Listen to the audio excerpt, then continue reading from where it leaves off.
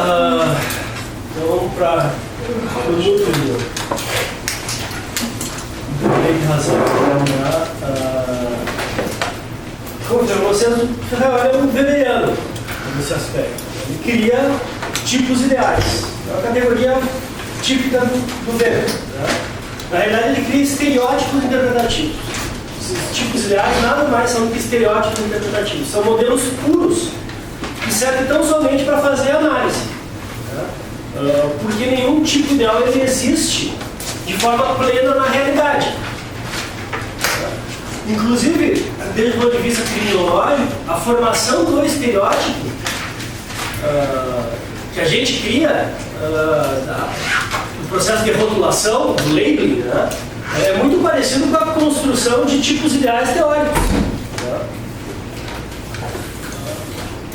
que é de agudizar as características principais, né, de uma pessoa ou de uma instituição, né, e transformar aquilo numa imagem que não é uma imagem que corresponde com a realidade. Nós fizemos isso todo dia, toda hora. Construção de estereótipos. Né? O livro de referência mesmo no plano criminológico em relação aos desviantes, loucos, criminosos, né? Tem um livro do Kaufman chamado Estigma, que você encontra tradução em português, você baixa PDF pela internet, tem tudo na rede isso. O Joachim Jung, que desde o meu ponto de vista é o maior criminólogo na ativa hoje no mundo, né? Embora para mim o maior vivo seja o Becker, né? O Joachim Jung, num livro dele que está publicado naquela coleção do Instituto Carioca de Criminologia, aquela coleção Pensamento Criminológico, no Sociedade Excludente, ele vai chamar o estereótipo de essencialização. Né? O procedimento é o mesmo. Eu pego uma característica, ou algumas características de uma pessoa, do criminoso, e transformo aquela imagem, que é uma imagem real, no próprio criminoso. Eu substituo a identidade da pessoa pelo estigma, né, pelo rótulo. O estigma é um procedimento posterior quando a pessoa incorpora o rótulo. Né, a gente faz isso, vocês, né, o curso aqui, fazem isso os professores de vocês. Professor bom, professor ruim, professor vagabundo, professor que não dá aula, professor que chega atrasado, enfim. Né? O professor gênio, o professor enrolão, enfim, a gente faz isso. Então, os professores fazem com vocês. Os professores fazem com as turmas. Né? É muito comum, é aquela turma que tu está dando aula, aquela turma é um saco. Né? A outra é excelente. Bom, mas o que dá uma identidade, o que permite dar uma identidade para vocês? E eu saindo daqui depois para ir pegar o meu voo para voltar para Porto Alegre, comentar com o Léo, aquela turma muito boa, turma muito ruim. O que permite isso? Permite, a partir dessa nossa experiência, eu colher alguns elementos, né, que eu considero relevantes nessa unidade que não existe, que é a turma do curso da BD Post de processo penal.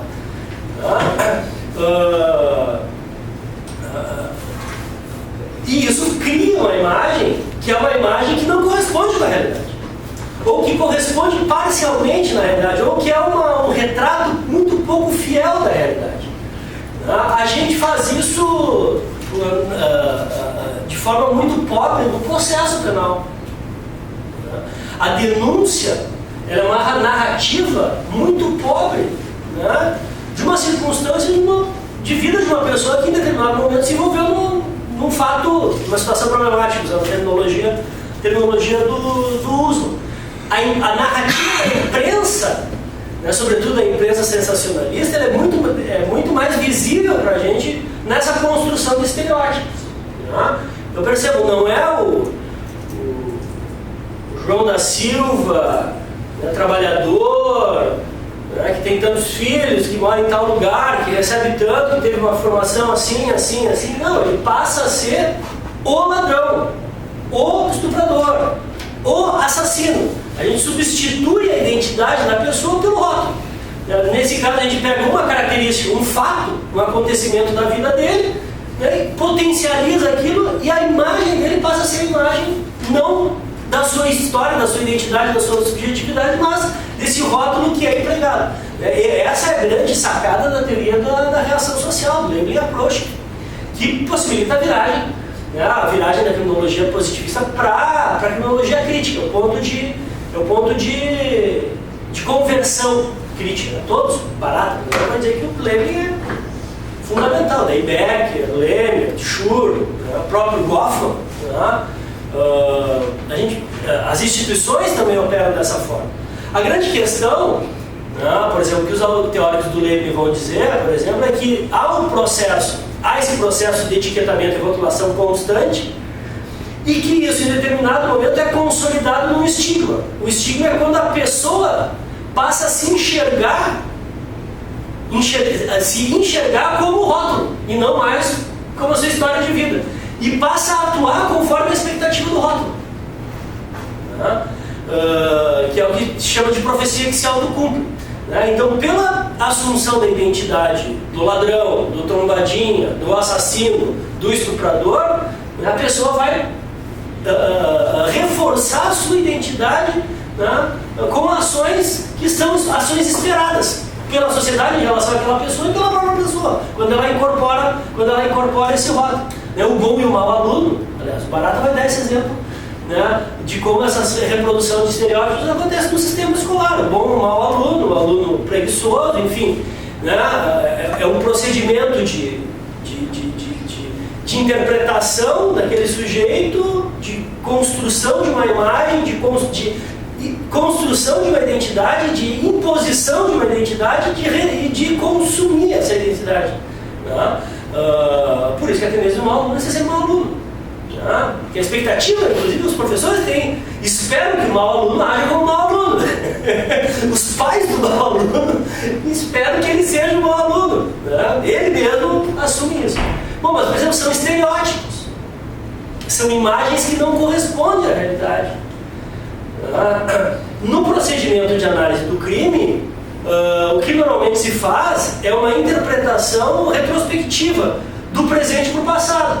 Então, o sujeito matou alguém, ele é o assassino, e como é que se faz? Se procura eventos na história de vida da pessoa que só vão confirmar esse ato que ele praticou. Os juízos de periculosidade são construídos dessa forma, né? Sempre uma análise retrospectiva. Né? Então, eu parto do ato já praticado, né? E daí fica muito fácil, porque eu parto de uma hipótese e eu só vou buscando na vida, na história de vida dessa pessoa, hipóteses, atos preparatórios para esse ato final. Né? É aquilo que o Cordeiro vai chamar lá no guia do processo penal de primado da hipótese sobre os fatos. Né? O inquisidor opera dessa forma. A partir de uma hipótese, ele interpreta os fatos. Né? Não é um procedimento inverso, que seria um procedimento de investigação de prova, por exemplo, tipo do procedimento acusatório.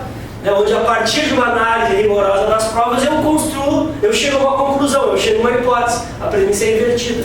A estrutura das etiquetas dos estereótipos é a mesma coisa. A mesma coisa nos estereótipos teóricos. Fiz toda essa volta para falar desses tipos ideais. Por isso que quando o Ferrari vai construir o sistema, a gente tem que ter claro que esses sistemas não existem na realidade, puramente. Eu não tenho uma estrutura de um processo penal puramente acusatório, puramente inquisitório. Eu não tenho uma estrutura normativa de um direito penal puramente de autor, puramente de ato. De uma política criminal puramente minimalista, puramente maximalista. De um Estado puramente democrático de direito ou puramente autoritário. Eu tenho a realidade, uma realidade complexa, onde eu vou ter níveis, aproximações. Então, esses tipos ideais, e a própria teoria do garantismo, ela é um estereótipo teórico, né, que serve de análise para a aproximação, serve como um recurso interpretativo. Em termos gerais, partindo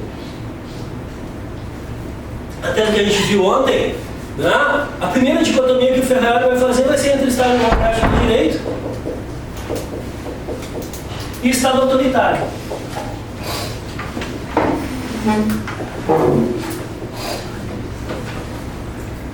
No Estado democrático de direito, vai dizer o Ferrari, olha, eu tenho uma legitimidade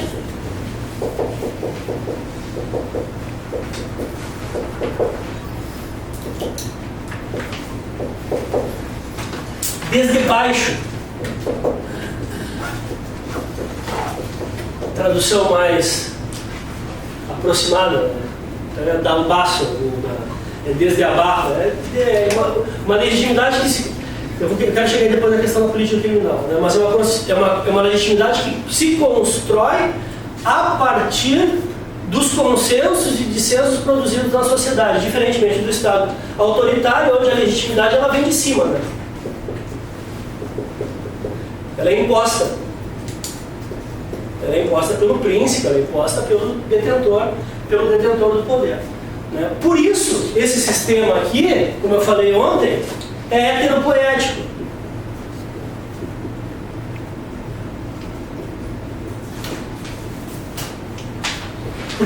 Porque o sistema estatal dialoga com o sistema social.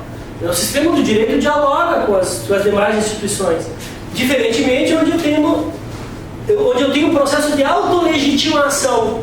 É um processo de legitimação. Lembrando Luhmann, de legitimação pelo procedimento. A própria legalidade, eu tenho uma confusão aqui entre legalidade e legitimidade, né? Por isso que é um sistema autopoético, autorreferencial.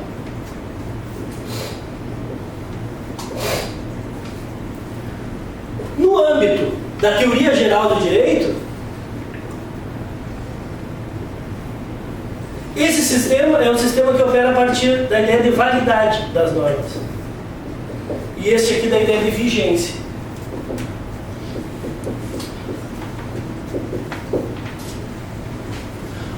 Como a legitimidade ela se dá pela legalidade, eu tenho um pressuposto no esquema do Estado autoritário de que a lei, por ser lei, ela é legítima. A mera vigência da lei, ela já gera uma presunção de regularidade. Diferentemente do modelo garantista do Estado Democrático de Direito, onde eu não tenho uma presunção de regularidade, mas eu tenho uma presunção de irregularidade dos atos normativos. Isso vai marcar muito a estrutura do pensamento do Ferrari. Onde uma norma ela só é válida se tiver uma conformação formal, que é a sua própria vigência, né? Mas uma conformação material, que ela é dada, no nosso caso, pela Constituição. Esse é o esquema da teoria geral do direito. Claro, não serve só como um norte interpretativo, né? Mas isso se desdobra na estrutura do direito penal, do processo penal, da política criminal, né? Vamos botar aqui, esquema garantista, né? O modelo, o tipo ideal garantista,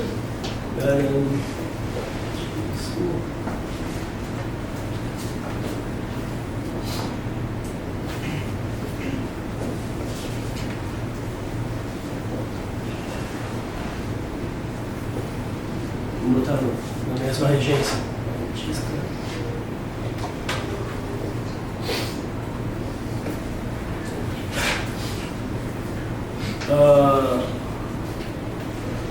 O nome da etiqueta é essa, né? As etiquetas contrapostas: garantismo, o sistema garantista, o sistema inquisitório, né? Estado democrático de direito, legitimidade desde baixo, teoria geral do direito, validade das normas. Bom, isso aqui vai gerar, por exemplo, no processo penal,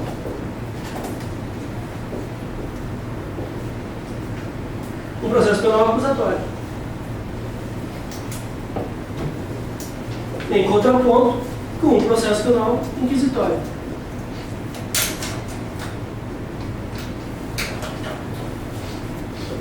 Eu vou ter um modelo de direito penal do fato, que eu vou ter modelo de direito penal do autor.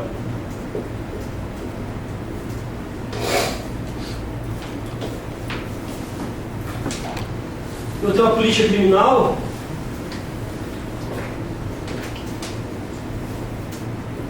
minimalista.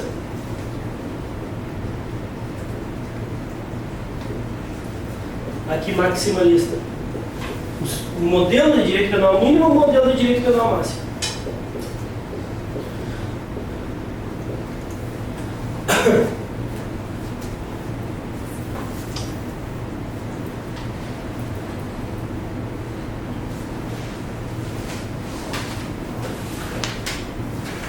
Claro que eu posso desdobrar cada um desses itens em inúmeros outros. Olha só, do direito. Nesse esquema de direito penal do fato, na estrutura do direito penal do fato, né, eu posso dividir na teoria da norma penal, teoria do delito e teoria da pena.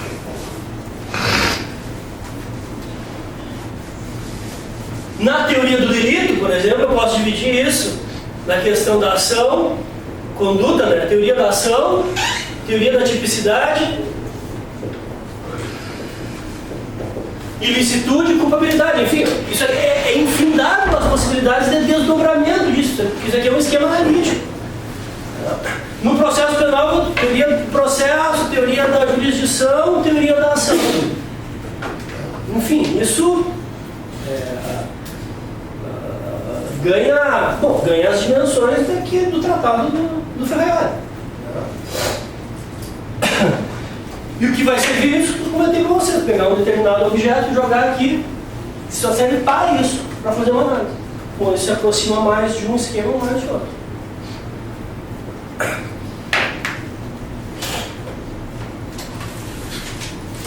Claro, trabalhando com isso aqui de baixo, né, que esse aqui é o modelo que ele vai desenvolver depois lá no princípio a Yuri, de teoria geral do direito e teoria geral do Estado, e que ele insinua isso aqui, ele trabalha isso aqui na quinta parte do direito e razão. Tá? Quando ele vai trabalhar com a estrutura do direito do processo penal, ele vai partir de 4 perguntas, iniciando pela pena, que é aquele texto que eu comentei com vocês e que eu vou mandar depois por e-mail para que vocês tenham acesso. Aliás, eu acho que ele é... Eu disse, quem não leu o Ferrari, não leia antes de ler esse texto, até porque ele é um capítulo do livro. Está lá no meio, né, mas é o núcleo. Né. Ele vai formular para construir o modelo dele a partir da pena, que é o epicentro do sistema. Os sistemas punitivos, eles se sustentam, se estruturam, né, e rondam a partir de um núcleo central, que é a pena, que é a punição.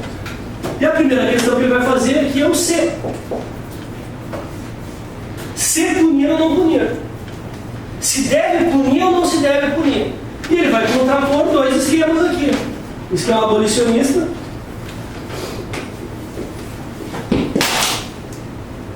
e o sistema justificacionista.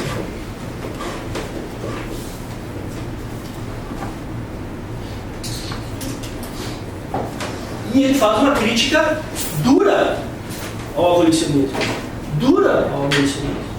Dizendo que dentro do Estado Democrático de Direito é inadmissível, né, a ausência de punição. Por 2 razões, fundamentalmente. Porque isso levaria ou a um regresso do Estado selvagem, né, de um modelo de vingança privada, ou a um nível de controle de vigilantismo absoluto. A ausência de uma resposta estatal à prática do delito, né, acarretaria fundamentalmente uma retomada de um modelo de vingança privada, né, baseado numa ideia de justiça pelas próprias mãos, enfim, levaria a um estado de barbárie. Essa tomada, ele é totalmente contratualista, isso, claro, ele é um ilustrado, assim, da ilustração, o pensamento dele é um pensamento iluminista, decorre. Por isso, quando eu estava no seminário que eu estou dando lá na Federal de Santa Maria, a primeira aula que do programa, claro, como todos os programas de criminologia, o programa de história da criminologia, eles falam clássico. Não vou dar história clássica para você. Vamos entrar direto no garantismo. Não tem por que ficar falando de Pietro Verri e Beccaria aqui. Tá, quem quiser leiam. Dos delitos das penas, beleza? Bela referência histórica. Nós vamos entrar direto no garantido, que é a base desse pensamento que vai ser reeditada hoje. A base do pensamento nesses termos, a base do pensamento do Ferraioli, ela é totalmente contratualista. de matriz bloquiana. O segundo tratado sobre o governo civil, assim, ele está presente de forma muito forte na estruturação da base, né, da base epistemológica que o Ferrari vai construir, né, o esquema dele de interpretação a partir daí, né, que é de dicotomizar um estado de natureza e um estado civil, e pressupor que a ausência da pena vai reeditar o modelo de estado de natureza. Né. Daí dá para ir lá pro Locke, dá para ir pro Beccaria, dá para ir pro Rousseau, pro Hobbes, enfim, a hipótese vai ser a mesma. Né? Que só há essa transposição, só há essa passagem de um estado de natureza para um estado civil no momento em que o estado detém o monopólio da força. Ele toma para si, né, aspas, esse direito, poder de punir. Isso que vai marcar. Hobbes, Locke, Rousseau, esses caras não eram penalistas. Todos, no Leviatã, segundo tratado do governo civil, no contrato social, em todos esses livros vai ter um capítulo central que é sobre a pena. E a hipótese é essa. Aliás, pegue o capítulo 5º. Bom, não é por outro motivo que o Beccaria vai ser traduzido na França pelo Voltaire. Aliás, os melhores comentários a obra do Beccaria é do Voltaire, na tradução que ele faz. Está publicado pela Martins Fontes aqui no Brasil. Agora não vou me lembrar do nome. Mas não é comentários à obra do Beccaria. É um título, um outro título, mas que é um comentário. Aliás, o Voltaire e os enciclopedistas levam, o Beccaria para Paris para ele apresentar a obra. Que, claro, vai ter todo um direcionamento penal, mas é um tratado político também. É um tratado do Estado. Capítulo 5º, o Beccaria vai dizer: cansado de viver na incerteza do gozo dos bens da vida, as pessoas se reúnem e criam um Estado. Ele é um depositário comum que cada um coloca uma pequena parcela da sua liberdade. Essa pequena parcela da liberdade é que é a parcela executada quando comete o delito. Essa é a hipótese de um contrato que nunca existiu, enfim, que também é uma hipótese de ordem, mas que é isso. Vivíamos todos em um estado de natureza, onde ninguém tinha segurança no gozo dos bens, e onde vigia a lei do mais forte e a vingança privada. Esse estado de natureza, por exemplo, lá no Kant, vai ser um estado de paz perpétua. Onde as pessoas vivem na liberdade, em liberdade plena, só que esse estado de paz perpétua acaba se transformando num estado de guerra, que daí é a hipótese robesiana. Exatamente por causa do delito. Porque como eu não tenho uma autoridade central, um terceiro imparcial, no momento em que alguém toma para si um bem de outro, e esse bem pode ser a vida, a liberdade, o patrimônio, enfim, o sentido dos bens aqui é o sentido que, para além da questão patrimonial, eu que sou lesado, que vou dar uma resposta.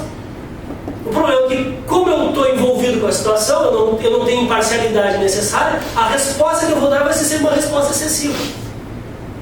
Dessa resposta excessiva vai gerar uma violência e aquele estado de paz perpétua vira um estado de guerra de todos contra todos. Que a tradução, a deformação do estado da natureza é o estado de guerra. Não que o estado de natureza seja um estado de guerra, mas a deformação do estado da natureza, por não ter uma autoridade central, é um estado de guerra. Olha só, quando você estudar legítima defesa, você estudar um negócio chamado legítima defesa da legítima defesa, que é exatamente isso, a tradução, o empobrecimento dogmático dessa situação. O professor perguntou para você: cabe legítima defesa da legítima defesa? Bom, quando é que cabe legítima defesa? Quando o Estado não está presente. Quando eu tenho que agir pelas minhas próprias mãos para me defender, porque a autoridade central que deveria estar ali não está. Daí eu retomo, percebeu? Eu retomo aquele direito lá do estado da natureza, que é o direito de me defender. Agora perceba que tem limite na defesa. A gente sabe, o excesso é punível. E o excesso é violência. Tanto é que daí a questão, O sujeito que te agride primeiro e tu responde de forma imoderada ou usando meios excessivos, eu que no primeiro momento agredi, era agressor, posso virar vítima e revidar? A hipótese da conversão do estado de natureza e estado de guerra é mais ou menos essa. É esse desdobramento dessas violências múltiplas que geram sempre a partir do excesso, sempre a partir do excesso, sempre a partir do excesso. Que é um excesso, que o Locke, por exemplo, o Hobbes também vai dizer, que é um excesso natural da pessoa envolvida no conflito de cometer, exatamente pela falta de capacidade de sublimação do ato. Por isso tem um terceiro imparcial que entra na história, que é o Estado, que vai dizer, não, peraí, eu que vou resolver isso. Por isso que no processo penal se exclui a vítima. Toda a justificativa de exclusão da vítima do processo penal parte dessa hipótese. Não, ela não tem capacidade de racionalização. Eu neurotizo a relação processual penal se eu trouxer a vítima para dentro do processo. Eu preciso do quê? Eu preciso de uma estrutura, que primeiro eu preciso de uma estrutura do Estado que a represente a todos, que é a figura do Ministério Público, e de um juiz imparcial, interpartes, que possa dar uma resposta adequada, razoável. Até porque a resposta irrazoável, a resposta desproporcional, ela é violência. E aquela primeira, e o réu, que no momento do delito é a pessoa que praticou o fato, num segundo momento vira uma vítima. Percebam? É muito lógico dentro de um esquema contratualista. Muito lógico. E essa hipótese vai transcender a filosofia política. Se vocês pegarem o mal-estar da civilização, Freud, ele vai trabalhar exatamente com essa mesma hipótese, do estado de natureza, do estado de civilização. Claro, caminha por outras vias, por outras estradas, mas partindo do mesmo pressuposto. Um pressuposto de ordem mínima, que ela é dada por essa figura central, que é uma figura racionalizadora. Por isso é que, por exemplo, eu falei ontem em direito de resistência, que vai estar presente, que é totalmente admitido no modelo garantista, inclusive o Ferraioli trata do direito de resistência, aliás, a minha tese ela foi sobre o direito de resistência, que é exatamente, e quando o Estado comete o excesso? Eu, indivíduo, eu, sociedade civil, tenho o direito de me rebelar legitimamente?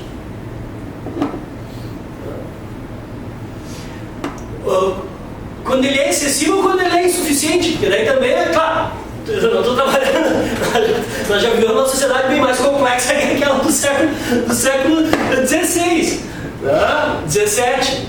Hoje tem outras questões, tem outros deveres do Estado. Bom, e quando ele é excessivo ou quando ele é insuficiente, eu tenho direito à insurgência? A hipótese, claro, a minha tese de doutorado, que é o PN Garantias, que está disponível, vocês podem baixar todo ele gratuitamente. O último capítulo, depois de tratar a estrutura da execução penal, de analisar a estrutura normativa, a pergunta que eu fiz, que era a minha hipótese de tese, era o seguinte: os presos têm direito à resistência, a fazer rebelião e motim legitimamente? É um direito deles nessa estrutura carcerária que a gente vive? É direito deles fazer motim? Como ato de protesto, assim como a greve de fome, por exemplo, qualquer forma de rebelião. Por exemplo, se eles fazem greve de fome, é legítimo aplicar uma falta grave pelo fato de fazerem greve de fome? Não estou falando da rebelião. Até porque a rebelião implica, normalmente tem questão de violência contra a pessoa, contra o patrimônio, que daí eu acho que esse é o limite da não legitimidade da rebelião. For uma rebelião no sentido de manifestação, não envolvendo violência física contra outras pessoas, e não envolvendo dano ao patrimônio público, eu acho que não teria problema nenhum. Mas por uma questão menor, que é a questão greve de fome. O sujeito, toda uma galeria começa a fazer greve de fome por força das condições do presídio. Eles têm direito a fazer isso? Tá, todo mundo diz, tem direito. Sim, mas e a aplicação e a quebra da disciplina e da ordem, que está lá como falta grave, no artigo 51 da Lei de Execução Penal. É legítima a aplicação da falta grave? Enfim, foi caso como esse que eu tensionei na tese, que é trazendo para a sociedade civil isso. Né? A legitimidade que tem de passar a mão na bunda do guarda, de dar um beijo no guarda, como a gente comentou. Né? Enfim, eu pedi para o guarda se identificar até que ponto isso, né, é desacato ou não, enfim, essa complexidade. Tem uma tese muito interessante. Tem uma tese muito interessante da Maria Garcia, que é uma professora da USP, que foi a primeira tese assim, de desobediência civil no âmbito do direito. Né? Não sei se foi a primeira, mas é uma das mais relevantes. Ela está publicada pela RT. Eu dialoguei muito com ela na minha tese. Tá? E perceba, e o Ferrari vai trabalhar isso lá no capítulo 5, eu só posso admitir um direito de resistência se eu trabalho com uma legitimidade desde baixo. Porque se eu confundo legitimidade, né, com legalidade, onde eu parto de um primado de ordem por si só e a ordem ela é válida, né, por ser ordem, né, o direito de resistência é crime. Né? Normalmente a teoria política divide o direito de resistência em duas subespécies, que é a desobediência civil e a objeção de consciência. Tá? Desobediência civil mais como ato coletivo e objeção de consciência como ato individual. Que é o caso do sujeito, não, eu não vou prestar serviço militar porque eu sou pacifista. Ou eu não vou votar porque eu sou anarquista. O Estado não tem o direito de me obrigar a votar. Eu tenho o direito de não votar. E isso não pode gerar qualquer espécie de falta. Estou nem falando em crime, estou falando de... Enfim, a gente sabe, tem que votar. Se não votar, não ganha aquela porrinha que atrapalha a vida pro resto da vida. Não consegue fazer um concurso público, não consegue tirar passaporte, enfim. Tu tem que justificar. Não, mas eu não quero, a minha justificativa é essa, eu não quero votar. Eu e o Hamilton, a gente conversa todos os anos que tem eleição, a gente se promete fazer e um dia a gente vai fazer. Que é um mandato de segurança para o direito não, dizendo eu sou anarquista. Eu sou anarquista. Ideologicamente eu sou contra o voto obrigatório. Eu quero ter o direito de votar sem ser obrigado a votar. Não estou dizendo que eu não vou votar, mas eu quero ter o direito de não ir se eu quiser. Percebeu? Dá para tensionar isso de uma forma incrível, né? E é o que foi feito, por exemplo, houve uma mudança na estrutura constitucional na Espanha, exatamente em relação à obrigatoriedade do serviço militar, dos jovens alegando isso. Bom, a gente pode levar isso para... mas em todos os esquemas de teoria política que admitem uma legitimidade desde baixo, assumem o direito à resistência, o direito de resistência. A tese da Maria Garcia, que eu comentei com vocês, era essa. Se o direito de resistência estava recepcionado ou não pela Constituição. A gente não tem, diferentemente tem outras constituições que dizem expressamente, né, quando as leis são injustas, o povo tem o direito de se rebelar contra a autoridade injusta. No nosso caso a gente não tem. A Maria Garcia ela constrói, a partir da abertura do sistema constitucional, da estrutura principiológica, sobretudo ali no parágrafo 2º do artigo 5º, né, como ela abre, né, para os tratados internacionais, enfim, ela diz que há uma recepção não direta, mas está legitimado o direito de resistência, né, na nossa ordem jurídico-constitucional. Bom, mas aí também é outro, né,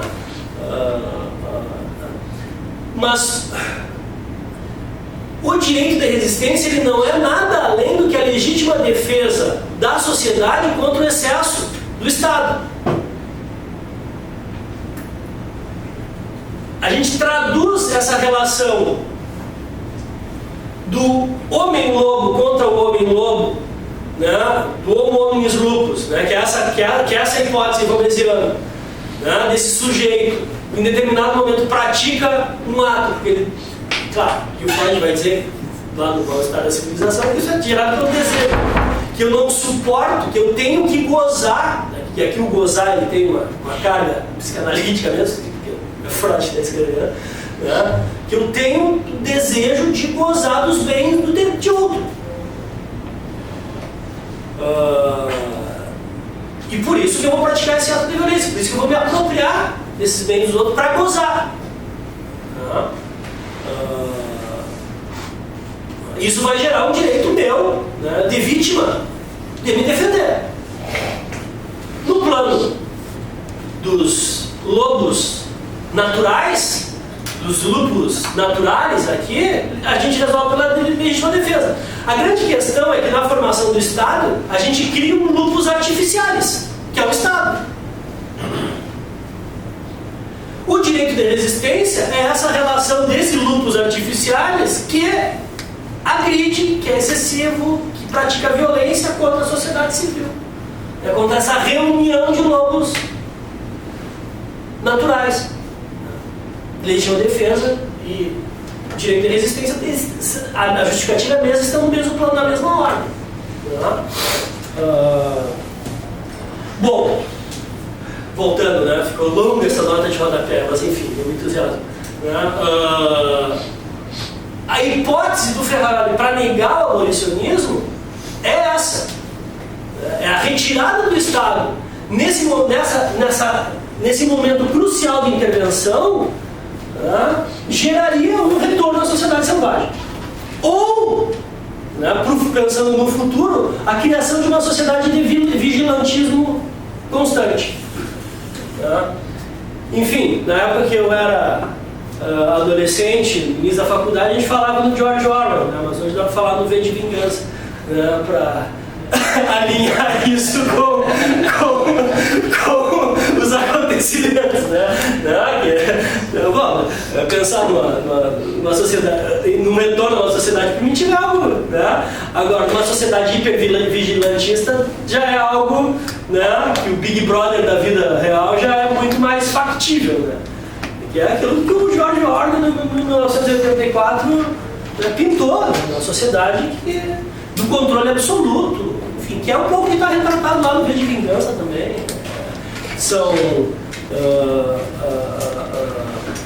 São representações literárias muito próximas, inclusive o próprio Laranja Mecânica, o Lago, enfim, tem toda uma filmografia nesse sentido de exposição de um estado de controle absoluto que, enfim, o Fahrenheit lá do Bang, tem muita coisa.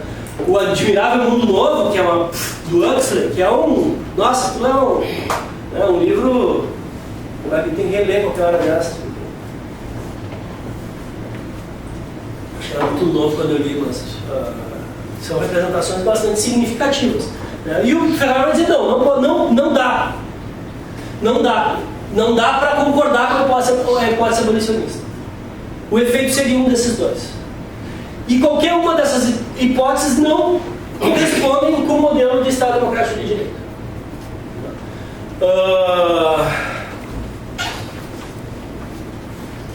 Num Estado constitucional como o nosso, também haveria um problema constitucional em admitir a hipótese abolicionista. Eu até trato um pouco disso lá no Antimanual, quando eu trato da teoria gnóstica da pena. A nossa Constituição, ela afirma a pena. Luciano Feldman vai trabalhar um pouco isso também no livro dele, A Constituição Penal, está publicado pela Livraria do Advogado. A nossa Constituição, ela marca a sanção criminal como uma hipótese de sanção por delito. Não necessariamente uma pena carcerária, tem uma outra discussão. Não um modelo mas fala em pena privativa da liberdade, marca isso. tem outras alternativas, mas está bem marcada ali no artigo 5º. As penas são pena privativa de liberdade, pena resistível. É um leque aberto, é um rol não taxativo, né, há a possibilidade de criar outras. Agora, parece que, né, desde o ponto de vista constitucional, há uma vinculação da pena privativa de liberdade aos delitos mais graves. A gente pode até ver, bom, mas qual o rol dos delitos mais graves, né, qual dos crimes hediondos ou não, a pena privativa de liberdade, numa concepção assim, de um minimalismo máximo, na fronteira do abolicionismo, a pena privativa de liberdade seria aplicada só aos crimes hediondos ou não, aos outros caberiam as outras espécies, bom, daí é uma outra discussão. Né? Mas na nossa estrutura constitucional está marcado lá, né? Pena privativa de liberdade.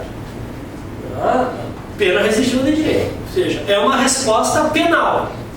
Então, não só do ponto de vista teórico, aqui falando, pensando no Ferraroli, mas do ponto de vista normativo, nós teríamos uma barreira em pensar uma estrutura abolicionista. Embora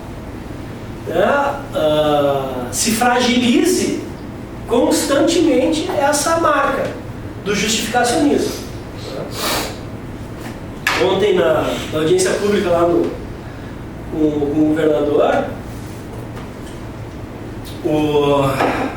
até me surpreendeu, porque no final todo mundo se manifestou, enfim, a gente discutiu a questão da reforma política, dos movimentos, enfim, e daí, no final, logicamente, o governador ia fazer um pronunciamento dele, enfim.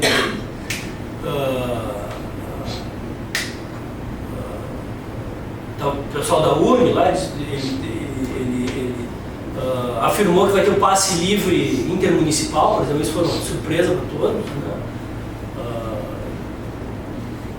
Disse que isso, a partir do não nesse mês, mas esse mês vai ser um mês de estudo das planilhas de custo lá, mas já a partir do segundo semestre agora vai ter passe livre intermunicipal para estudantes. Né? Mas nesse pacote de medidas para tentar conter a fúria da galera aí, né, ele tocou num assunto que é de outra ordem. Né? Mas ele disse, eu assinei hoje o decreto, vai ser publicado amanhã, ontem, quer dizer, a reunião foi quinta, não foi ontem. Foi quinta-feira. Foi publicado ontem no Diário da Justiça do Estado, a criação da Câmara de Justiça Restaurativa do Rio Grande do Sul. Ele disse, olha, é um novo modelo de justiça criminal, inclusive de mediação, que está para além da justiça criminal, e daí ele fez o link. Né? Inclusive, eu gostaria muito, né, de que esses atos de violência que estão sendo narrados de policiais militares contra manifestantes, ele diz, eu quero receber os pais e os manifestantes do meu gabinete e gostaria muito de que a gente já utilizasse essa estrutura de mediação de justiça restaurativa para colocar essas pessoas para conversar, Né? Todo mundo que trabalha, todo mundo assim, mas tem uma linha muito forte, né, teórica de pensadores da justiça restaurativa, que vê a justiça restaurativa como uma instrumentalização abolicionista. A Lahauri é explícita nisso.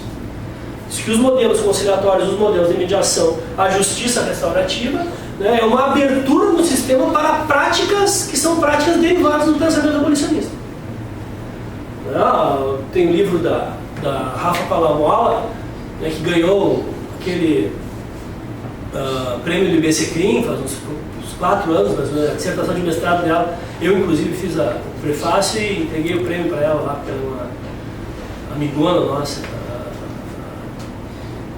chamo ela de Marida até, porque ela e minha mulher, ela não vivem juntas, né? Foram para Barcelona fazer o mestrado juntas, enfim, é muito cara aquelas duas lá. Né? Mas a dissertação da Rafa, né, e a tese dela, que ela está escrevendo agora lá nas Ciências Sociais da PUC, que é sobre justiça restaurativa, é uma parte desse pressuposto. Né? Ou melhor, ela tenta construir, né, um modelo de justiça restaurativa que seja derivado da criminologia crítica. Né? Também, nisso a tese do Daniel Achuti também, né, sobre justiça restaurativa, que por coincidência é o marido da Rafa, né, que vai ser publicado agora pela Saraiva, eu fiz o prefácio, né, que o esforço é esse, é de construir um sistema de justiça restaurativa que seja alinhado às premissas da criminologia crítica, para que não vire um sistema de justiça restaurativa moralista. como derivado da criminologia positiva. Isso, cara, a gente vai precisar de um outro encontro para tratar especificamente sobre isso. Eu acho até que seria interessante, de repente, trazer o Daniel ou a Rafa, se vocês tiverem, ou os dois, enfim, se vocês tiverem calendário para tratar sobre justiça restaurativa, porque é muito interessante a tensão que ele faz. Tá? E no prefácio esse que eu faço, enfim, vai ser até como artigo depois, tá? O que eu estou dizendo, que eu digo ali, que na realidade é uma conclusão dele, né, que eu só exponho, né, na síntese do trabalho, da tese dele. A tese dele, vocês, no banco de teses do CNPq, vocês conseguem baixar, né, ou baixar ou pedir para que uma biblioteca universitária traga para vocês. Que é isso, que a justiça restaurativa ela não é conteúdo, ela é continente. Ela é um recipiente vazio. Eu vou preencher essa prática restaurativa com um modelo teórico que eu escolher. Lógico, se eu tiver associado a um modelo positivista, pedagogizante, moralista, eu vou preencher a prática restaurativa com essa visão e vou ter um resultado. Agora, eu posso ter uma perspectiva crítica, secularizada, garantista, de um direito penal de fato e não do direito penal do autor, e a prática restaurativa que eu vou construir vai ser uma prática diferente. Ela não é, a coisa não tem o modelo de justiça restaurativa não tem uma essência em si mesmo, né? Ela é uma esponja, ela é vazia. Eu vou preencher essa prática a partir da minha concepção de mundo, da minha concepção criminológica, né? E tem práticas restaurativas que são práticas de reforço do sistema penal, fora do sistema penal, que é um modelo de vigilantismo nítido, mas tem práticas restaurativas que são críticas, né, de contraponto ao sistema penal. Estou falando dessas, né, que se aproximam. Bom, é só ler o Usman, o Mattson, o Nils Christie, que é um dos grandes autores do abolicionismo. Hoje ele trabalha diretamente com justiça restaurativa. Então, a mediação, a justiça restaurativa não são por si só garantistas ou inquisitórias. Elas dependem da forma com que eu vou dar efetividade para essa prática. Mas, Ferraioli negaria. Não li nada do Ferraioli sobre isso. Mas do que eu conheço da obra, seria uma prática que ele... Até mesmo porque todos os procedimentos de informalização da justiça criminal, o Ferraioli é muito crítico.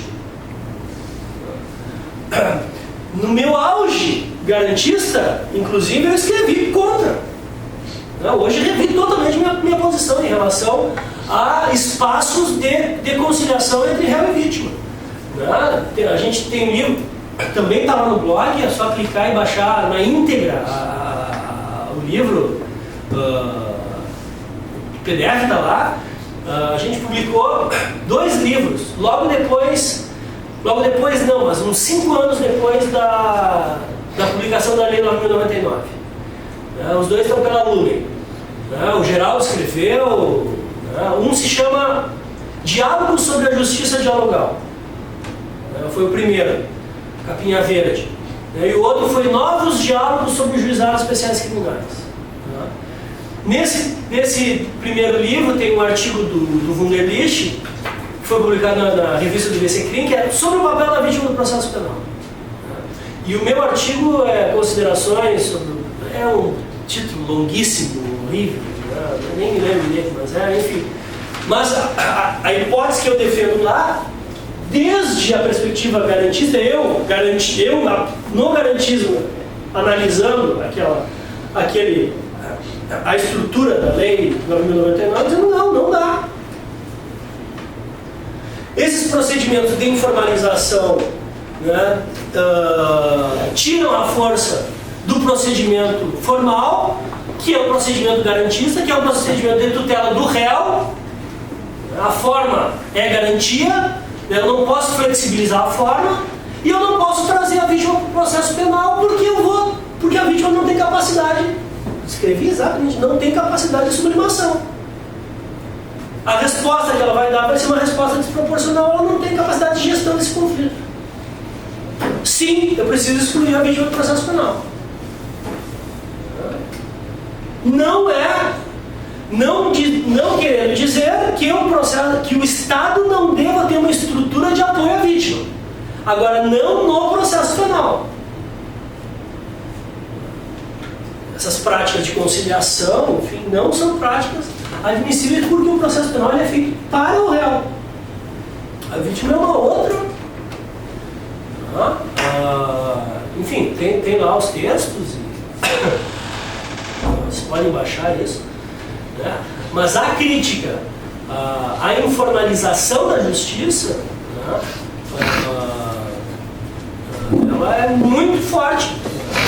Ou seja, o processo. Por isso que na institucionalidade, garantismo ele é fundamentalmente processo. Garantismo é processo, muito mais que direito penal. A estrutura do pensamento Ferrari está muito mais agregada a uma estrutura de direito processual penal e político-criminal do que de direito penal. Aliás, a parte menos densa, não seja, mas menos densa do Ferrari é a parte de direito penal. Quando ele vai tratar de culpabilidade, quando ele vai tratar de tipicidade, quando ele vai falar de ilicitude, é muito rápido. Né? Agora, quando ele vai tratar de devido processo, de jurisdição, né, de imparcialidade, né, daí é uma outra coisa, daí ganha. Né, por isso que o Ferrari ele é tão instrumental para os operadores do direito. E é essa limitação, né, que já é uma grande ferramenta para quem atua, né, para o juiz, para o promotor, né, sobretudo para o advogado. Há uma aposta num devido processo como um instrumento de racionalização. Ferrari acredita nisso. Nesse sistema de garantias para ele, que é o sistema de garantias sempre do mais débil, do mais fraco. O mais fraco na hora do delito, que é a vítima, e por isso ela tem o direito de resistência contra o ato, da legítima defesa. Mas num segundo momento, né, que é o momento do processo, o mais fraco ali é o réu. E por isso que as normas de tutela são as normas de tutela do réu. E daí tem que ter um sistema rígido de controle dos atos. Porque se eu tenho uma primeira disparidade no momento do delito, que é de alguém forte contra alguém fraco, autor do fato contra a vítima, isso vai se inverter no processo. Onde eu tenho um Estado, uma estrutura de Estado contra uma pessoa. Né? Por isso que forma é garantia. O rigor da forma, né, não estou dizendo formalismo, o respeito ao procedimento é, dentro de uma estrutura de um processo penal democrático, logicamente, ele é fundamental. A quebra com a forma a flexibilização da forma no processo penal, né, é sempre tendente ao inquisitório. Sempre tendente ao... Por isso que o sistema de nulidades talvez seja a estrutura mais importante dentro do sistema que é de controle dos abusos dos atos do poder. Não, peraí, isso não pode ir.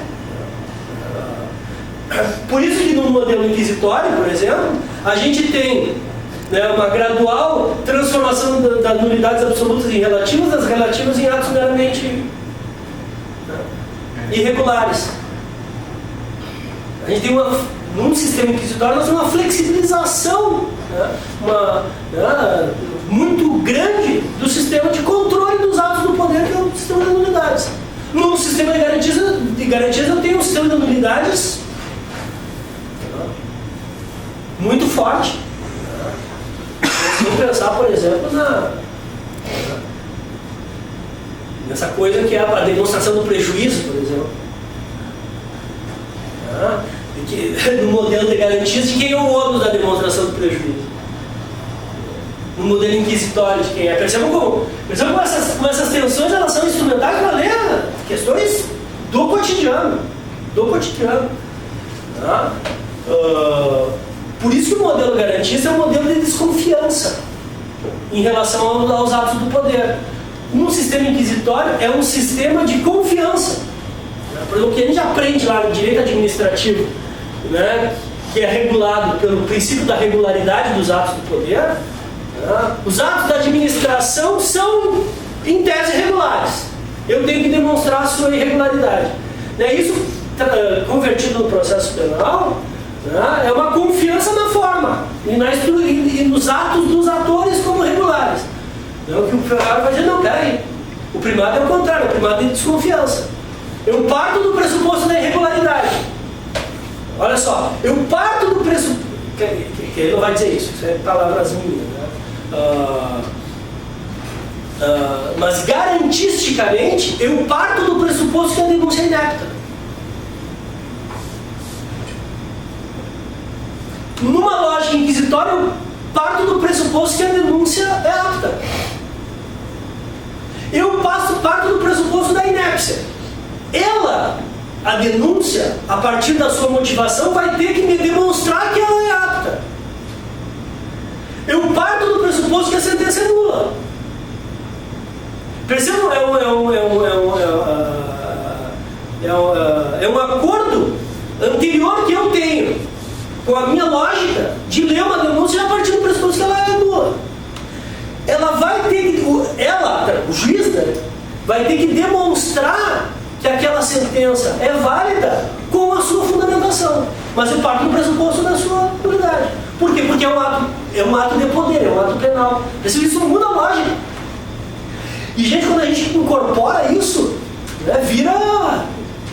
Né, enfim, claro, isso é muito mais fácil ser incorporado, né, pensando nos operadores, né, pelos advogados, porque é uma disputa constante, né, mas nada que impeça, pelo contrário, né, é mais relevante até, por exemplo, o juiz ter isso claro. Né, no controle, por exemplo, do processo penal, lá no recebimento da denúncia. Né, no autocontrole do juiz na fundamentação da sentença. Né, ele tendo esse pressuposto, né, eu tenho que esgotar a fundamentação, eu tenho que demonstrar, eu tenho que validar. É um processo constante, claro, isso é muito difícil. Mas é um processo de constante validação do seu ato. Eu sou o poder, eu estou representando o Estado, né, eu tenho que justificar, eu tenho que demonstrar a validade. Né, porque eu avaliei essa prova dessa forma ou não, até mesmo no despacho, né, que eu vou dar para deferir ou indeferir uma prova.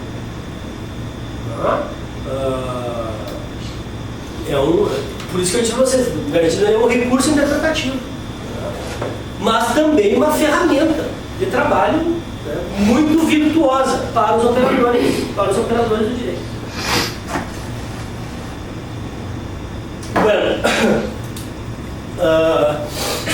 então, partindo da pena, o Ferrari vai excluir essa hipótese abolicionista e afirmar o justificacionismo. Daí nós fazemos uma segunda pergunta. Bom, respondi positivamente aqui, né?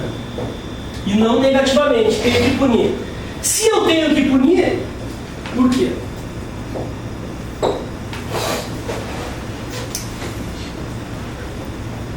Teorias da pena. E daí vai construir uma teoria garantista de justificação.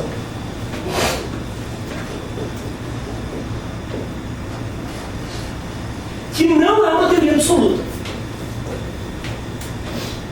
Eu já li muito dizendo, não, garantista, o Ferrari opera no sistema retributivo. Não opera no sistema retributivo. O sistema dele é preventivo. É um sistema relativo.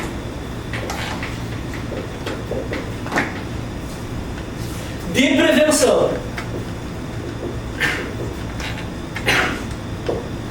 Não vai ser de prevenção especial, vai ser de prevenção geral.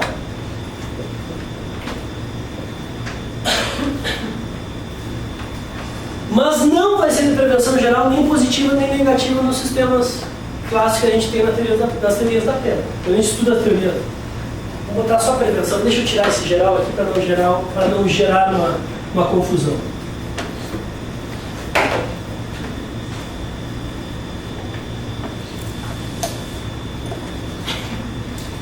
Aliás, esse texto que eu recomendo a leitura. Aliás, eu acho que vai ser obrigatório, porque o Léo vai mandar fazer uma pergunta para vocês, para a prova de você, vai ser em cima desse texto, que não é longo, né, então não precisa se assustar.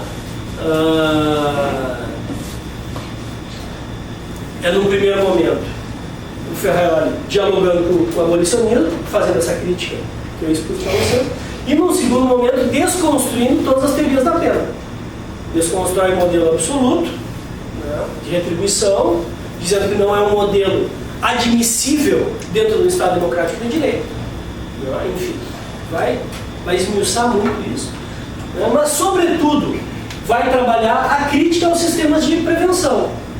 Prevenção especial, talvez a maior crítica do Ferraioli é contra o sistema de ressocialização. O correcionalismo é um modelo inadmissível dentro da lógica garantista.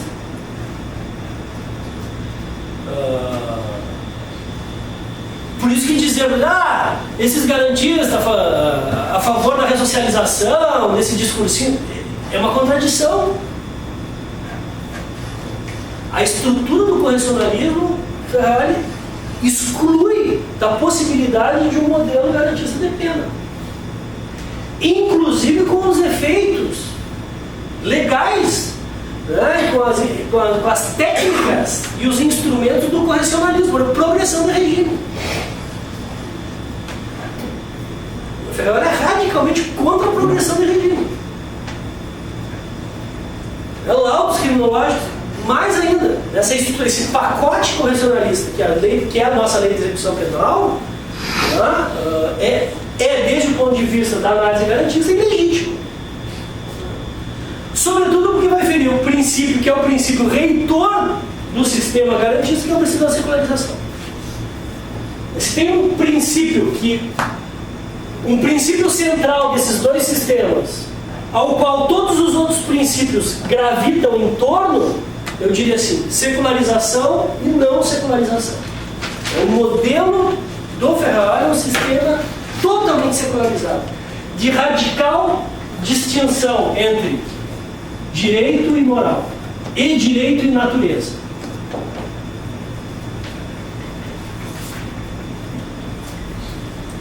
Por isso é que, desde um ponto de vista criminológico, até ele se aproxima com a criminologia crítica. Ele vai dizer, não, eu não posso confundir o ato praticado pelo homem com o homem que pratica o ato. Eu não posso partir, o juiz tem que fazer é julgar o fato, julgar o dano produzido ao bem jurídico. Todo o juízo interno realizado sobre o réu é um juízo ilegítimo que refere ao princípio da secularização. A personalidade, a própria questão da culpabilidade, vai ser muito complicado ele justificar a análise de culpabilidade. Ele chega num limite de culpabilidade pelo ato muito forte, e daí nesse esquema eu prefiro 1000 vezes o Zaffaroni. Eu acho que não é suficiente a argumentação do Ferraioli, muito tange a culpabilidade, né? Mas todos esses juízos internos que o juiz realiza sobre o acusado, né, seria próprio do modelo de direito penal do autor ou o sistema inquisitório. Por isso que nem o juiz, por exemplo, nem na teoria da lei penal,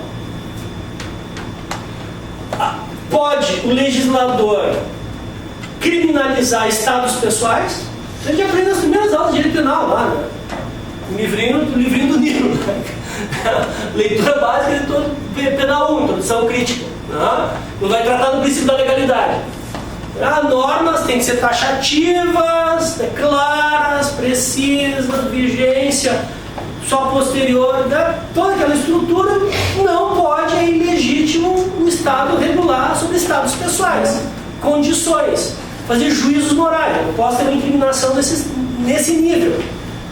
Eu não posso criminalizar o ser, eu tenho que criminalizar o fato. O ser no sentido da identidade pessoal, das opções pessoais. Assim como eu não posso ter uma norma penal criminalizadora de um estado pessoal, eu não posso ter uma valoração do sujeito que pratica o ato né, uma valoração moral desse sujeito. A gente consegue visualizar isso muito bem na teoria da moral penal, mas não consegue visualizar isso na estrutura do processo penal. E assim como o juiz não é legítimo de fazer uma valoração da subjetividade do réu, o legislador ao legislador não é lícito criminalizar um estado pessoal e uma subjetividade, não é lícito à administração valorar isso lá na execução penal. A estrutura nossa de laudos criminológicos ela é totalmente fora de um esquema de direito penal secularizado. Tendências, vontades, vícios pessoais, assim como o juiz não pode valorar isso, o técnico não pode valorar isso lá no laudo criminológico dele. E muito menos condicionar um direito a uma valoração pessoal, a partir dessa rígida separação entre direito e moral.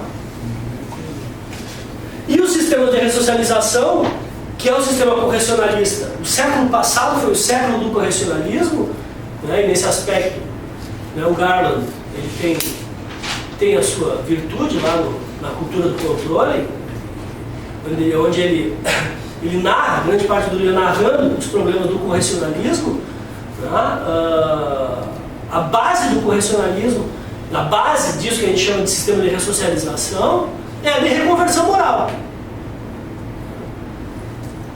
É de uma estrutura estatal que opere na individualidade, na subjetividade do réu, para que ele deixe as suas... seja um homem mais virtuoso. Ele perca os seus vícios. Isso é ilegítimo. Dentro de uma... Isso é uma marca. Isso é talvez uma das questões mais tensas na obra de Ferrari. O sujeito tem direito, né? Tem o direito de não ser virtuoso e continuar sendo, se assim desejar. E o Estado é ilegítimo em tentar fazer uma reconversão moral. Não que o Estado não deva oferecer um serviço. Se o sujeito, né? Por isso os tratamentos têm que ser voluntários, né? Pensando em termos dessa questão, né? Dessa análise da internação involuntária que a gente está vivendo essa discussão, né? Desde o ponto de vista garantista, é totalmente legítima a intervenção involuntária. Eu só posso admitir na voluntariedade. O Estado tem que oferecer um serviço. E isso é um dever dele. Ele não pode se omitir, né? Ele não pode ser insuficiente. Agora, fornecido o serviço, o indivíduo, né, não virtuoso só vai poder ser, aspas, tratado para deixar os seus vícios se assim ele desejar. Isso é uma marca, né? Bom, isso é o ponto de fundo dessa discussão, né, da questão da autonomia, né? Que daí entra na discussão, por exemplo, do uso de droga, do suicídio, enfim, tem temas bastante tensos, da eutanásia, tem temas bastante tensos que orbitam, né, o aborto, né, que orbitam essa discussão. A questão da droga, por exemplo, é uma questão bastante clara em relação a isso, né, do direito que o sujeito tem de, inclusive, se matar usando droga, sem que o Estado, sem que o Estado seja legítimo intervir.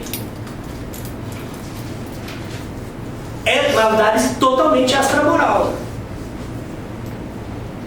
Diferentemente, vai dizer, de um pensamento inquisitório que opera a partir da moral. Não, eu tenho o dever, né? O Estado, como um agente moral, tem o dever de recuperar essa pessoa mesmo contra a sua vontade. Tem um documentário, eu vi esse semestre, não sei, mas eu não tinha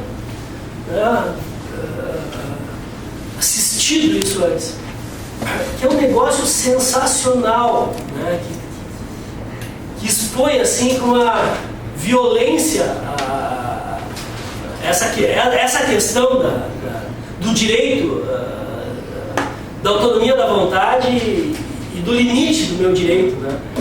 Como é que é o nome do documentário agora? Eu vou me lembrar daqui a pouco, ou não. Mas enfim, tá no YouTube e eu postei lá no meu blog. Né? Se não tiver na página principal, deve estar uns 2 meses atrás. Mas a história é a seguinte. No intervalo eu vou mandar um torpedo para a Mari, minha mulher, que foi ela que me indicou. Depois eu passo para vocês. O sujeito quer morrer. E ele diz, fundamentalmente, o documentário acompanha um sujeito que não tem nome, que abandona tudo, vai para o interior de Goiás, uma cidade que ele escolheu, que ele sabia que naquele momento ele não conhecia ninguém lá, e que ele aluga um quarto, né, e fica, e para de comer, para de se alimentar. Porque ele quer morrer. E ele diz, eu não tenho coragem de me matar. A opção do professor foi parar de me alimentar. E é um sujeito esclarecido, claro. Daí depois eu descobri que o cara era formado em Direito e em Filosofia pela UNB. Não sei por que cargas d'água, que trauma pessoal que ele teve. E ele disse assim, eu não tenho coragem de me matar. Se eu tivesse, eu me mataria. Então, e a briga toda dele, grande parte do documentário, se passa no hospital, as enfermeiras forçando ele a se alimentar, metendo sono. E ele dizendo assim, mas isso é uma violência, me respeite o meu direito, eu não quero me alimentar, me deixe. Tinha um negócio, 15 minutos do documentário, 20 minutos, é um negócio assim que... Né? E no final, daí ele aparece já, né? Ele estava magérrimo, enfim, esquelético, estava conseguindo aquilo que ele queria. Né? Daí no final, a entrevista ele uns 2, 3 meses depois, e ele dizendo assim para documentarista, dizendo, olha, eu me dei conta que eu não consigo lutar contra uma estrutura como essa. Ele não diz essas palavras, mas dá para interpretar isso de uma lógica salvacionista. E esse é um dos problemas da intersecção do direito com a medicina, né? Sobretudo com a psiquiatria. Né? Há uma lógica salvacionista, né? No discurso corrente médico, né? Do pessoal da área da saúde, né? Claro, mais ortodoxo, né? Eles têm o dever de salvar a vida das pessoas. Mesmo se as pessoas não quiserem. Né? É muito lógico, desde o ponto de vista da psiquiatria ortodoxa e da medicina ortodoxa, entender a lógica que rege a questão da internação involuntária. Não interessa, o sujeito está mal, está degradado, eu tenho que intervir nesse sujeito, independente da vontade dele. Que é o extremo oposto da lógica do direito. Né? Por isso que isso é um ponto de tensão entre juristas e médicos muito forte o tempo inteiro. Né? O Osmar Terra, que é lá da minha terra, que é o autor desse projeto de lei, né, da internação, que vai de mudança da lei de drogas, né, que passou na Câmara, agora vai para o Senado, né, que é para instituir a questão da internação voluntária. Ele disse isso, eu assisti a entrevista dele, estava viajando, estava assistindo um desses programas, acho que foi na Globo News. Né, aliás, num debate que ele teve com a Julita Lengruber, a Julita indignada, assim, dava para ver... ela muito tocada contra o projeto, dizendo isso, e ele dizendo, não, o problema é a situação das ciências criminais aí. O problema é a situação das ciências criminais, né, que acha que as pessoas têm o direito de consumir droga, de morrer, enfim. Não tem direito. É dever do Estado, é dever da medicina intervir, mesmo contra a vontade do sujeito. É um ponto de tensão que talvez seja insuperável entre direito e... Oi? Professor, desculpa, né? Vamos lá, não. No caso da internação involuntária, que é diferente, por exemplo, do que aconteceu em São Paulo, que era se pegava uma atacada. Agora, o médico para internar involuntariamente um paciente psiquiátrico, ele precisa de uma interdição temporária para tratamento médico. Sim. Então, diferente do caso do cara que não quer comer conscientemente, a pessoa, pelo menos, um médico reconheceu que aquela pessoa não está. Concordo contigo. Claro, a gente o segundo momento é a discussão de, bom, o procedimento, O procedimento. claro, mas é o segundo momento, né? O primeiro é de afirmação desse direito ou não. Bom, mas e daí no caso em que o sujeito perde, né? Esse é o segundo momento de tensão. Bom, mas no caso em que a autonomia da vontade do sujeito está prejudicada para dizer livremente que ele quer morrer ou não. Esse é o nó do problema, né? Eu posso até concordar, o sujeito tem o direito de se matar, pegar uma hora e se matar. Agora, quando ele está num estado de degradação psíquica, né? Onde ele perde a autonomia, né? Daí não é válido que a família intervenha, enfim. Não, mas daí eu acho que a própria lei de reforma psiquiátrica, né, ela, nesses casos limites, a própria lei de reforma psiquiátrica, que é derivada do movimento antimanicomial, que é a linha da psiquiatria, que é a criminologia crítica da psiquiatria, né? A própria reforma psiquiátrica prevê isso, né? Mas daí com todo um procedimento regrado, que é isso que o Osmar Terra quer tirar, por exemplo, que é a decisão judicial fundamentada. Né? O Osmar Terra quer deixar o projeto de reforma da lei de drogas é possibilitar a internação involuntária só com o ato do médico, sem passar pelo controle judicial. Então a família faz a representação e o médico autoriza, né? Pô, só que isso é sequestro. É sequestro. Né? Há formas legais de sequestrar as pessoas. Sim, prisão preventiva, né? Por ato fundamentado do juiz. Isso é um sequestro legal, autorizado, beleza. Né? Ou por decisão transitada em julgado, né? Vai execução penal. Agora, bom, então o médico que deu o atestado, o juiz vai analisar. Mas é muito burocrático. Bom, meu amigo, aqui a gente está tratando essa me parece quer dizer, esse é uma das questões. E bom, depois também o tempo de internação, enfim, né? Mas que o projeto do Osmar quer colocar isso, delegar isso tudo para a autoridade médica, né? Daí me parece que é um problema, né? Problema constitucional, inclusive, né? Porque internação involuntária é prisão, é intervenção estatal, enfim, contra a vontade. Isso tem que, desde o meu ponto de vista, só com ordem judicial fundamentada. O Ministério Público atuando como fiscal da lei, enfim, tem que ter um procedimento de garantias mínimas. Mas isso burocratiza. Bom, burocratiza. Mas tem os plantões, enfim. Na verdade, não burocratiza tanto que existe uma espécie de medida cautelar. Você interna e entra com pedido. E aí, nesse meio tempo, a pessoa já está internada. Claro. Se o pedido for negado, tem que tirar, né? Não, e a gente, querendo ou não, enfim, claro que nos estados pode funcionar de forma melhor, outra pior, mas a gente tem o sistema de plantão. O sistema de plantão tem o defensor público, tem o promotor e tem o juiz que tem que estar lá 24 horas. Enfim. E que é exatamente para isso, para esses casos. Prisão preventiva, internação. Então, eu acho assim, perigosíssimo tirar totalmente o controle judicial disso. É até uma segurança do médico, né? Porque eventualmente depois aparece outro médico com um laudo antagônico e ele tem que estar protegido e eventualmente ser processado por cárcere privado, né? Exatamente. Público? Cárcere público. Não é? Eu acho que é exatamente isso. O nome do filme é Solitário Anônimo. Solitário Anônimo. Isso, exatamente. Vejam, é genial. Aliás, a gente tem uma filmografia de documentários sobre a justiça penal brasileira, né, que é maravilhosa, né? Aquela Casa dos Mortos, né, que é sobre medidas de segurança. Né? O próprio nosso ator, né, nosso protagonista, Geraldo Prado, do Justiça, né? E depois teve do Sistema de Justiça Juvenil, que, como é que é o nome? Juízo. Né? Enfim, a gente tem, nos últimos anos...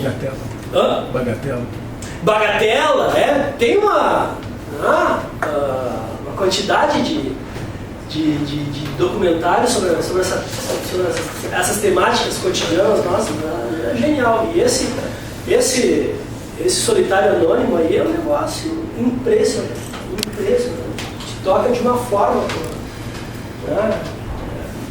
Isso é obrigatório para os médicos, né, assistir.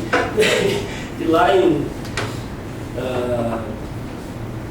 eu vivo isso, a gente vive isso de uma forma muito intensa, familiar, né, porque a minha mulher, ela está fazendo doutorado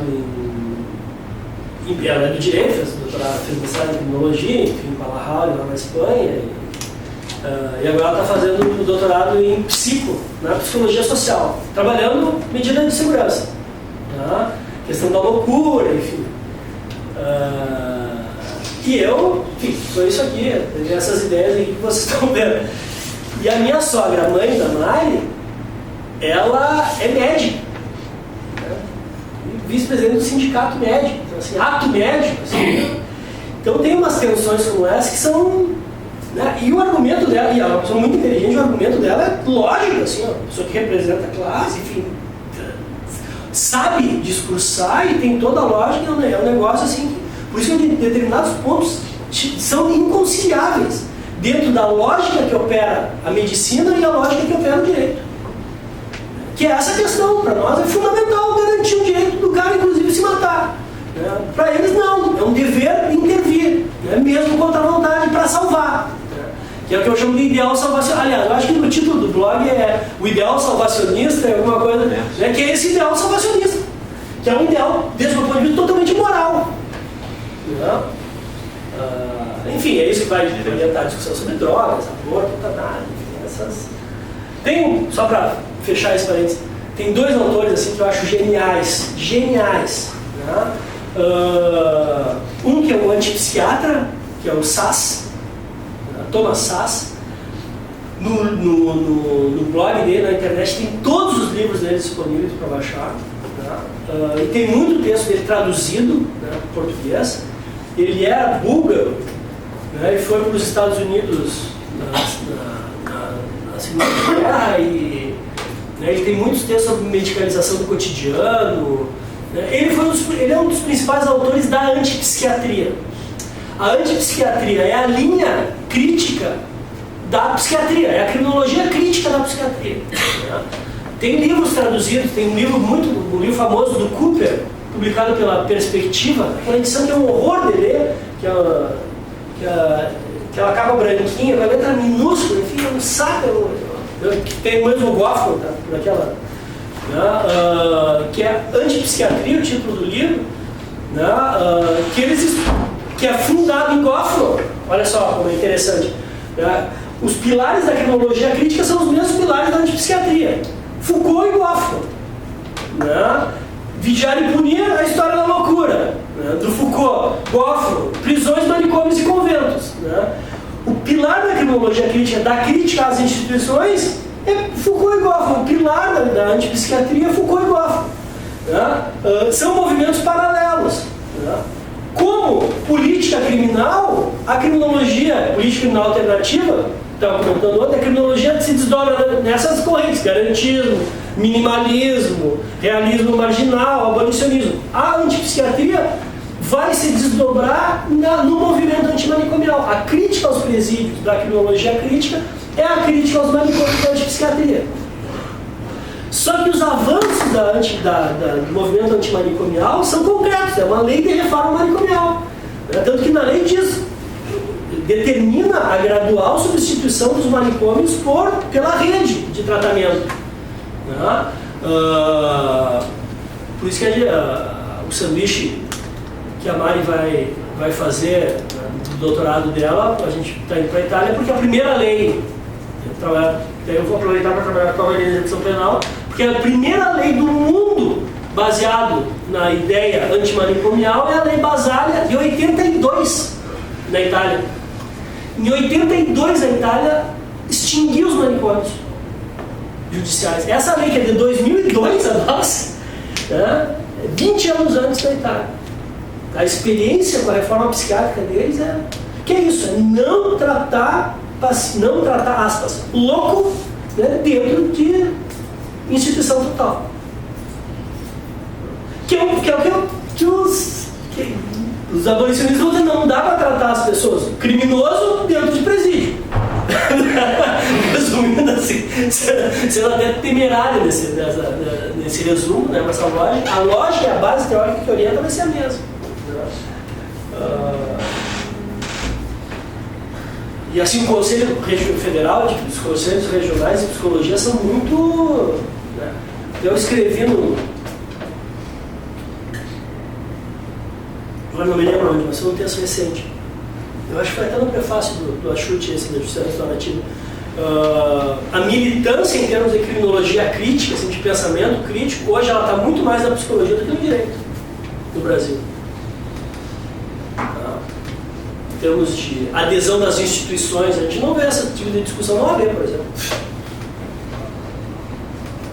O AB está preocupado em incluir serviço de TV a cabo na caixa de assistência, não está preocupado em discutir, se posicionar sobre internação voluntária, sobre, né? A OAB, infelizmente, virou um assistencialismo brutal. Né? Agora, vocês pegam as demandas, as discussões do Conselho Federal de Psicologia, pô, todas nessa linha. Né?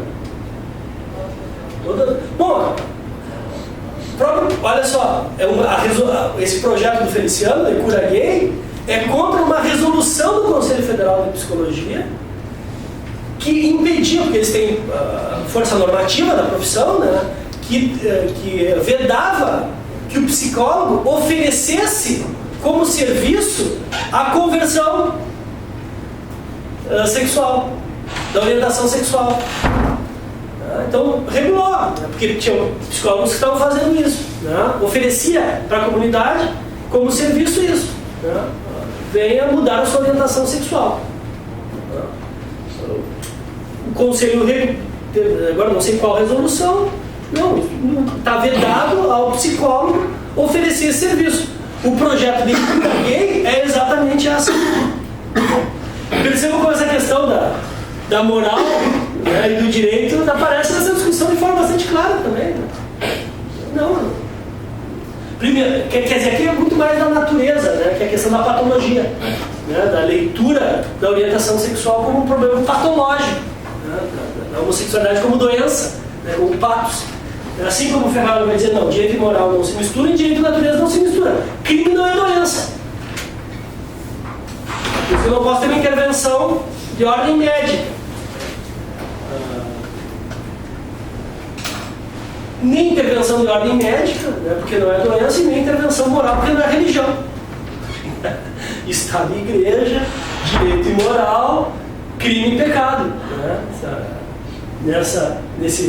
Percebam, são esquemas, né, todo momento trabalhando com esquemas dicotômicos, né, com tipos ideais, garantismo inquisitório, direito moral, Estado e igreja, crime e pecado, enfim, são sempre dicotomias. Bueno, negando o abolicionismo, vai afirmar uma teoria garantista, que é uma teoria de prevenção. Vai dizer o Ferrari de prevenção contra os injustos ilícitos e os injustos castigos. O Ferrari vai dizer que a teoria da pena dele é uma teoria utilitarista, ele vai chamar de um utilitarismo reformado. Utilitarismo.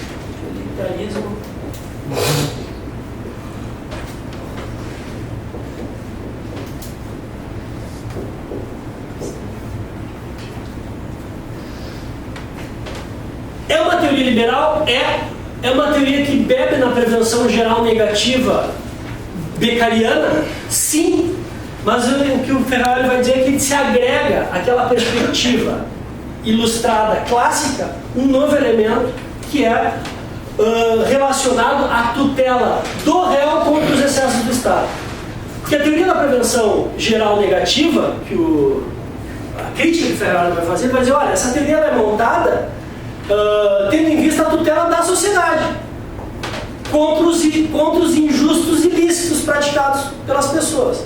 Né? Por isso que a função da pena, né, ela é criar uma coerção social para que as pessoas não pratiquem delito contra as outras. Daí está a função simbólica da pena, enfim. Embora, e daí, Daí, nesse aspecto, ele se afasta totalmente da discussão criminológica. Ele vai dizer, olha, se efetivamente a pena intimida ou não é outro problema, é um problema de ordem empírica. Eu estou trabalhando na ordem normativa. A lei de Hill, eu não posso desqualificar argumentos normativos com argumentos empíricos e o contrário. Então, eu estou criando um modelo ideal aqui, não me enche um saco. Se isso é... o meu modelo é lógico. Se isso é empiricamente verificável ou não, é problema dos criminólogos. Por isso, nesse ponto específico, dá para dizer que é uma dissociação total entre criminologia e direito. É uma teoria normativa mesmo. A justificativa é essa. Pune os castigos, né, para proteger a sociedade, mas também aplica a pena para tutelar o réu das injustas reações informais que haveria se não existisse a pena. Então, na realidade, é um discurso um pouco complicado, porque na realidade se pune o réu para proteger o próprio réu. Porque se não tivesse a pena, a reação seria uma reação informal desproposital. Por isso que é um utilitarismo reformado, porque além da tutela social, tem a tutela do próprio réu pela pena. É esse esquema que ele consagra nesse utilitarismo reformado e que está na base desse texto que eu vou passar para vocês. Mas aí sim, tem que punir. Por que punir? Para proteger o réu e para proteger a sociedade. Prevenção geral negativa contra os injustos ilícitos e contra os injustos castigos. Eu puno para garantir que o réu tem uma pena proporcional e razoável aplicada por um órgão estatal, público, né, com capacidade de racionalização. Que se não fosse assim, vingança privada. As outras duas perguntas que ele vai fazer é como punir? Bom, tem que punir. Para garantir ao réu uma resposta proporcional, justa e razoável. Como? E quando?